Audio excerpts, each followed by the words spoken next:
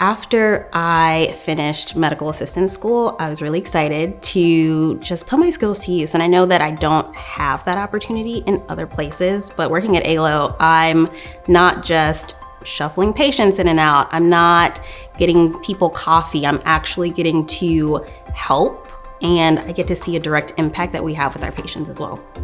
We are seeing these patients regularly, so it's not a situation where you're just kind of in and out. You come in, send you on your way. It's not that sort of situation. We actually are able to develop a relationship with our patients and form deep connections, which has been really rewarding.